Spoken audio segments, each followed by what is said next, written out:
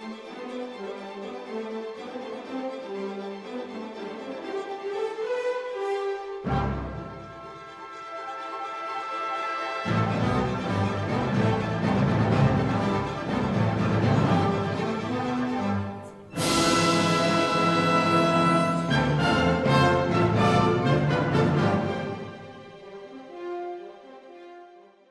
welcome back to episode 2 actually episode 3 of my music guide. Today we will take a closer look at brass instruments. I have two brass instruments here. I have the tuba and the euphonium. Take a closer look at the euphonium. You can see this is basically a miniature version of the tuba, which I will hold up right now. The tuba, it's a meter long and 1/3 of a meter wide, usually. Depends on the type of tuba.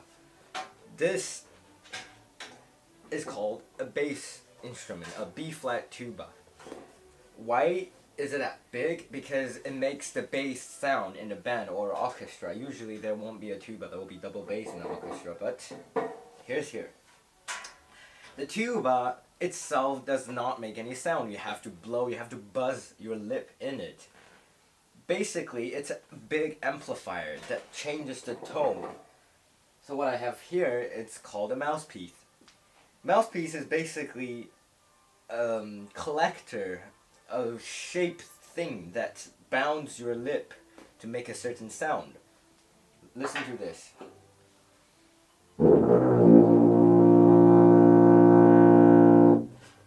The tuba itself is not making that sound, my lip is.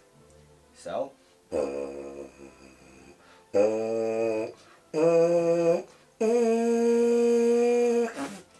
an exercise most brass players do is by playing on the mouthpiece without the instrument. So, for example, if I play something like on the mouthpiece, it will be like. Sometimes you take off the mouthpiece to make sure you still buzz.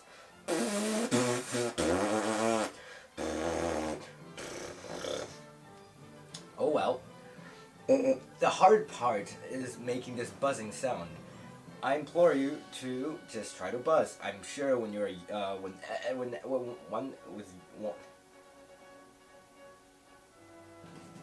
I'm sure that when you're young, you've probably buzzed somehow, like. This is actually. I'm sure when you were young, you must have buzzed somewhere, somehow. So when a brass player buzzes, let me use the small mouthpiece as an example. You bound your lip and you push your lips against each other with a little bit of saliva to lubricate your lips until they make the buzzing sound. You'll find there will be a lot of spit coming out, so this is basically there to, one, collect your spit, and second, amplify your sound. So if I do something like this, on the mouthpiece it will sound much better.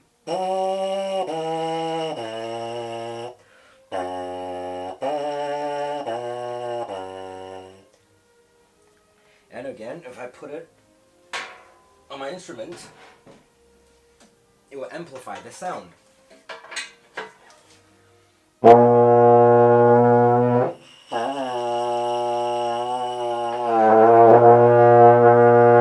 As you can see there, I'm just going to play directly into the mic so you can hear. The fingerings here changes the tone, the notes of the buzzing. So, for example, this is a concert B flat. This is a concert E. Sorry, A. So you can see the difference. Between notes, you usually tongue. Tonguing a note is basically breaking two notes apart. So, on a mouthpiece, it will sound like this. What you do is you use your tongue and place it in a very short time period on your upper teeth. So it breaks the air for a very short period of time, thus breaking two notes apart. So just think of the word ta. Say ta when you're playing it. When you're buzzing it, it will sound something like this.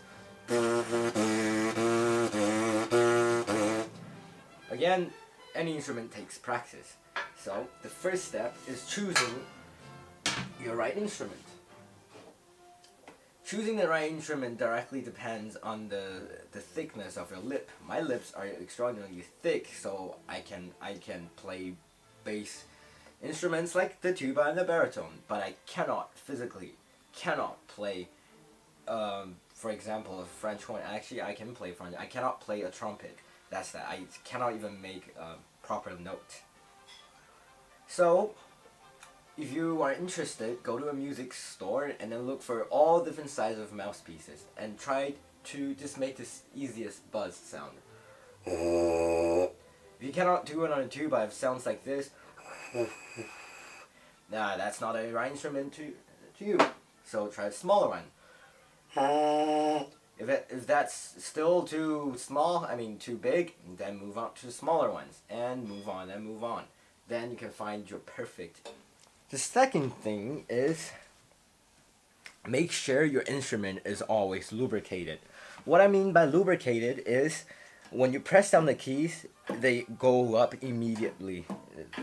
It's like sticking to your hands, and no matter how fast you move, they just stick up. That is a state you want your instrument to be in. If your instrument somehow stuck in the middle or retreats itself very slowly, then you need something called a valve oil. What a valve oil is just like how oil lubricates your car. Not lubricates, but you apply valve oil to this valve, and then it will have smoother movement, making your life a lot easier. Once you lubricate all valves, you should find a vast difference. For example, I just lubricate this one, and this one have much smoother movement than this one. Actually, there isn't a big difference from the camera, but I can feel it myself. Now, this is basically how to play a brass instrument in a nutshell. Okay, on to the most important element of playing an instrument, tone quality.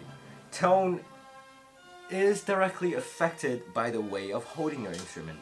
For example, you can hold it like this, you can like that, whatever you can think of. Just make sure the mouthpiece touches your head.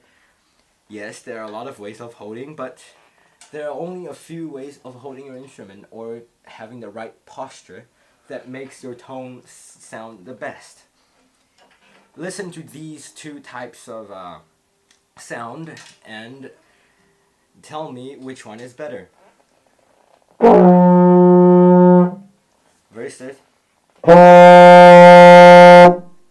If you choose the second one, you're correct. It has a much wider, much rounder sound.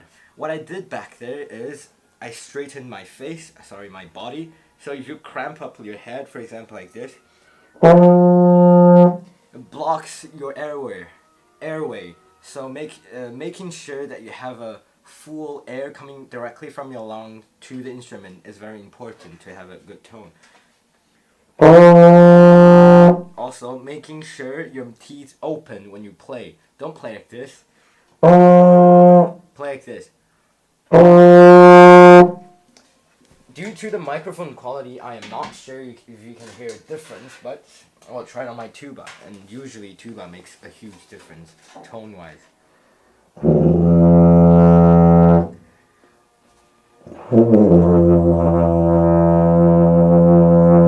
Now this is a bad tone, and it doesn't even sound good.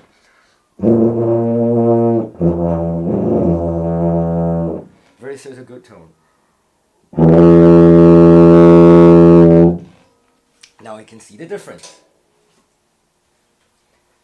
So, in conclusion, if you are interested in playing a brass instrument, go to a music store, find different mouthpieces, sizes of mouthpieces that fits you the best, and start practicing.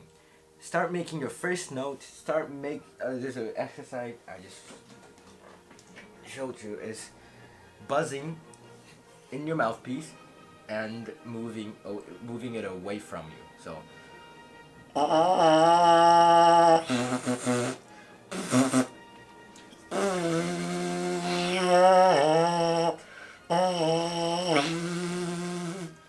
Sorry, when playing a euphonium, you play like this. When playing a tuba, you play this. So there's a different style of play. So thank you very much, and be sure to watch my next video.